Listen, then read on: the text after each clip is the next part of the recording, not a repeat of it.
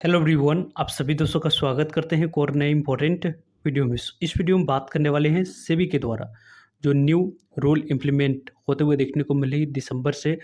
आपको आईपीओ में। उस न्यू रूल से क्या कुछ इम्पैक्ट रिटेलर्स को देखने को मिलेगी या आपको बड़े प्लेयर्स को कितने कैसे किस कैटेगरी की बात करें तो प्रॉफिट देखने को मिल सकती है इस तरीके की रूल इम्प्लीमेंट होने से। इनके बारे में इस वीडियो में डिटेल्स में हम लोग बात करेंगे। वीडियो को इंत देखिएगा और ऐसे ही डेली आईपीओ के मार्केट प्रीमियम और स्टॉक स्पेसिफिक अपडेट के लिए चैनल को सब्सक्राइब कर लीजिए। साथ ही कमेंट सेक्शन में आपको टेलीग्राम ग्रुप का लिंक दिया गया है, वहाँ भी जुड़ सकते हैं ताकि आपको टाइम टू टाइम छोटे मोटे अपडेट मिलते रहें। First of all IPO rules की बात करें तो कई सारे रूल्स आपको यहाँ पे बदलाव की गई है। देखा जाए तो पिछले ईयर जिस तरीके के रूल इम्प्लीमेंट हुए थे उस तरीके से किस तरीके से कैसे बेनिफिट रिटेलर्स को होते हुए देखने को मिल रहा है और क्या कुछ आने वाले समय में जो रूल यहाँ पे नियम बदली गई है उसका कुछ इम्पैक्ट देखने को मिलेगा। इनको पहले हम लोग देखते हैं। तो पहले पिछले ईयर जो यहाँ पे ओल्ड रूल थी एचएनआई के लिए, उसकी यदि हम लोग बात करें तो काफ़ी ज़्यादा बेनिफिट बड़े प्लेयर्स को देखने को मिल रहा था, क्योंकि एचएनआई कैटेगरी की बात करें तो यहाँ पे कई सारे एनबीएफसी से फंडिंग लेकर एचएनआई कैटेगरी में लगाई जाती थी और एचएनआई कैटेगरी में जो पैसे लगते थे उसके वजह से जो आईपीओ मार्केट में देखा जाए तो 2021 की ईयर आपको याद हो तो वहाँ पे काफ़ी ज़्यादा कई सारे आईपीओ ने मल्टीबैगर रिटर्न्स अपने लिस्टिंग पे ही देते हुए देखने को मिलती थी, क्योंकि एचएनआई के द्वारा जो एनबीएफसी के द्वारा यहाँ पे बैंक लोन लेकर जो इम्प्लीमेंट की जाती थी, अप्लाई किया जाता था, उसके कारण से जो आपको अलॉटमेंट मिलती थी उसकी यदि हम लोग बात करें तो वो आपको अलॉटमेंट अब खत्म होते हुए देखने को मिल रही है। क्योंकि पहले जो प्रोपोर्शनेट बेसिस पर अलॉटमेंट मिलता था वो आप लोगों को एचएनआई कैटेगरी की बात करें तो दो कैटेगरी में यहाँ पे डिवाइड किया गया, स्मॉल एचएनआई और बिग एचएनआई। जो कि यहाँ पे देखा जाए तो 100 इक्विटी ऑफ शेयर आपको किसी भी एचएनआई के लिए रिजर्व रखा गया है, तो लगभग आपको 66 शेयर आपको बिग एचएनआई के लिए और 33 शेयर की बात करें तो स्मॉल एनआई कैटेगरी के लिए। और इन दोनों कैटेगरी की यदि हम लोग बात करते हैं तो जो रूल न्यू इम्प्लीमेंट हुई है इसके कारण से यहाँ पे जो पहले यदि आपको 100 टाइम्स एचएनआई कैटेगरी यहाँ पे जो टाइम सब्सक्राइब होती थी, यदि आपने 100 एप्लीकेशन अप्लाई कर दिया है तो एक एप्लीकेशन तो आपको फिक्स थी कि अलॉटमेंट मिलते हुए देखने को मिल जाए, और भी यहाँ पे 15,000 तक की शेयर आपको एलोकेट होते हुए देखने को मिलते थे। लेकिन अब देखा जाए तो 2 लाख तक की शेयर आपको इन दोनों कैटेगरी में देखा जाए तो अलॉट होते हुए देखने को मिलता है। बिग एचएनआई कैटेगरी में अप्लाई करने के लिए 10 लाख से ऊपर की अमाउंट्स की रिक्वायरमेंट होती है और स्मॉल एनआई कैटेगरी में आपको 2 लाख से ऊपर की अमाउंट्स की रिक्वायरमेंट होती है। और देखा जाए तो पहले प्रोपोर्शनेट बेसिस पर 100 एप्लीकेशन यानी 100 टाइम से यदि सब्सक्राइब हुई है तो 100 एप्लीकेशन यदि आप अप्लाई करते थे एक डीमैट अकाउंट से तो आपको 1 लॉट फिक्स थे मिल जाने के लिए। लेकिन यहाँ पे देखा जाए तो जितने भी नंबर ऑफ टाइम से आईपीओ सब्सक्राइब होगी ओवर सब्सक्रिप्शन के बाद, बिग एचएनआई हो या स्मॉल एचएनआई हो, यहाँ पे आप लोगों को जो अलॉटमेंट मिलती है और लॉटरी सिस्टम के माध्यम से ही अलॉटमेंट मिलते हुए देखने को मिल रहा है। किसी भी तरीके की कोई भी आपको बेनिफिट जो पहले बड़े प्लेयर्स को मिल रही थी वो बड़े प्लेयर्स यहाँ पे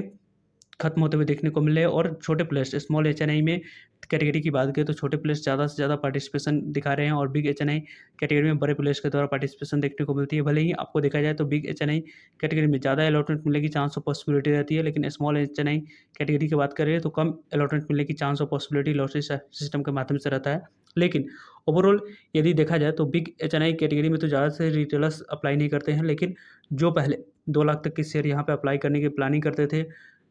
एचएनआई कैटेगरी में, वो अब जाकर स्मॉल एचएनआई कैटेगरी में अप्लाई करके अपने लक को यहाँ पे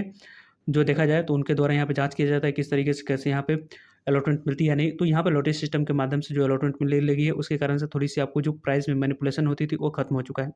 अब देखा जाए तो जो रूल इम्प्लीमेंट हुई है वो आप लोगों को बेनिफिट किसको मिलते हुए देखने को मिल रहा है, तो रिटेलर्स को बेनिफिट मिलते हुए देखने को मिल रही है। वहीं दूसरी रूल की बात करें जो कि सितंबर से लागू हुई थी, अब देखा जाए तो मैंडेटरी 1 दिसंबर से अब जो भी न्यू आईपीओ आएगी तो पहले यहाँ पे T+ आपको 6 में सेटलमेंट होता था, यानी कि जिस दिन कंपनी की मार्केट क्लोज हुई है, यानी कि आप लोगों को आईपीओ में जिस दिन क्लोजिंग डेट रही है उसके लगातार यहाँ पे मार्केट ओपन रह रही है तो यहाँ पे T+3 से यानी कि 6 ट्रेडिंग सेशन की बात करें तो लास्ट 6वां ट्रेडिंग सेशन में, छठा ट्रेडिंग सेशन में आपको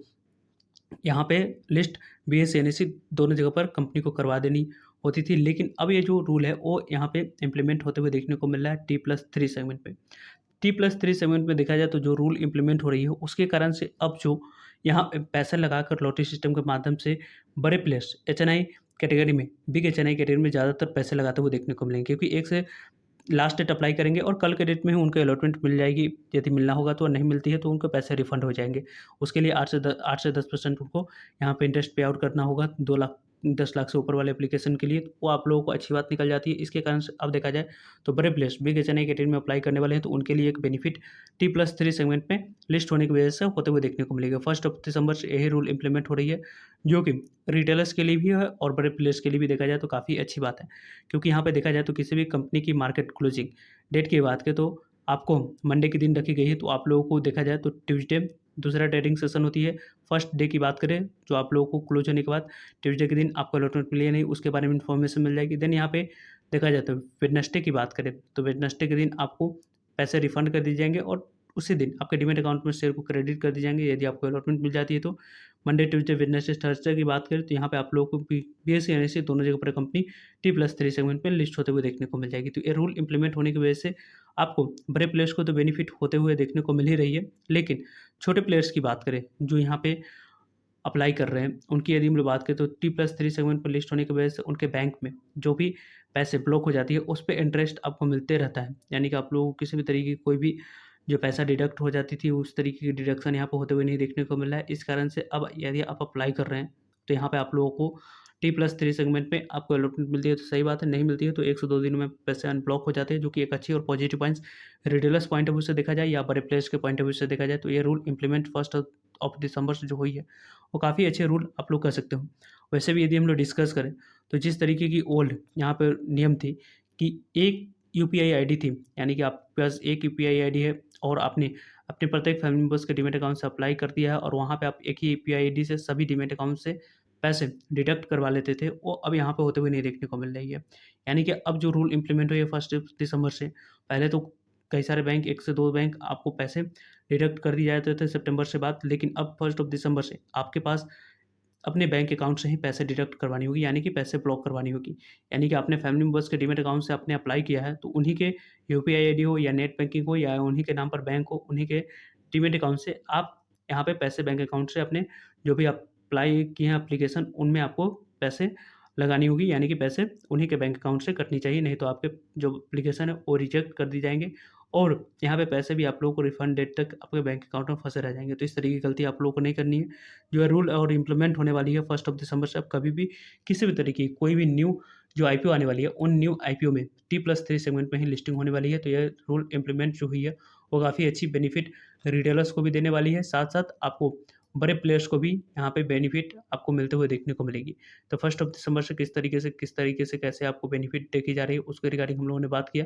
फर्दर इस IPO रूल के रिगार्डिंग किसी भी तरह की कोई डाउट क्वेरी कमेंट सेक्शन में पूछ सकते हैं। आने वाले समय में आप लोगों को टाइम टू टाइम अपडेट मिलते रहेंगे। इससे पहले आप सभी दोस्तों के लिए इस चैनल पे एक और इंपॉर्टेंट वीडियो आज के डेट में अपलोड की गई। इस वीडियो में सभी IPO क्या कुछ GMT कारोबार कर रही है उसके बारे में इस वीडियो में डिस्कस किया गया है। तो इस वीडियो को इन डिस्क्रिप्शन से या चैनल पर विजिट करके देख सकते हो। सो आई होप आपके लिए सारी इन्फॉर्मेशन यूजफुल है। वीडियो को लाइक, चैनल को सब्सक्राइब और शेयर करने के लिए आप सभी का धन्यवाद। मिलते हैं एक नए इन्फॉर्मेटिव वीडियो में, तब तक के लिए जय हिंद, जय भारत।